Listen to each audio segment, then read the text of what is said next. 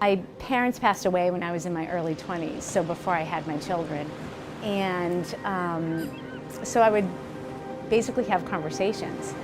You know, people would say conversations with God, I would say conversations with my mom and dad, and I'd be looking for signs and messages from them. It was a very introspective process for me. You know, I'd say like, Mom, Dad, you know, send me a message or a sign that this is the right thing that I should be doing, or this is the direction I should be going in. So I had this whole system.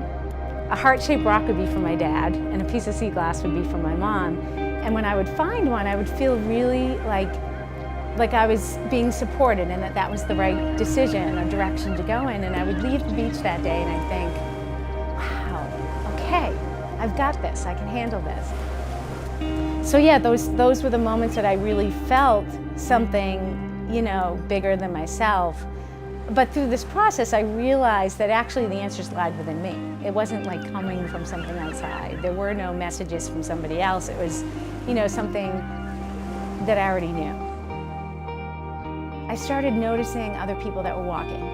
And I started noticing that they had the same expressions as I did on my face, that they were maybe introspective or looking for something, contemplating life.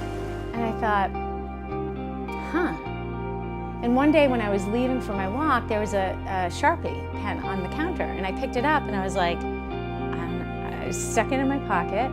And when I got to the beach, I looked around like to see if anybody was watching me, and I started writing messages on the rocks. And you know, I'm like dropping them and walking, you know, a ways and doing another one. And on the very first day, I only dropped 5 rocks. And I was thinking, what am I doing? The whole time I'm like, what am I doing? You know, like, Mom and Dad, what am I doing? And interestingly enough, that night, a friend of mine texted me a picture of a rock she found on the beach. And there's millions of rocks. I mean, millions of rocks. There's no possible way that I dropped 5 rocks and that a friend of mine found one of those rocks and she picked it up and texted me. I didn't tell anybody I was doing it. I mean, that's really odd. Really odd.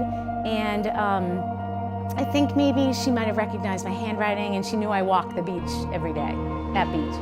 So when she texted me the picture of it, I was like, no, I don't know what you're talking about. That was not me. But that's really cool that somebody did that. And she replied, and this is when the project started. This was the absolute moment that it started, was when she said to me, if you did drop this rock, it made my day.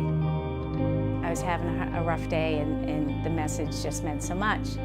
And I thought, okay, I have something here.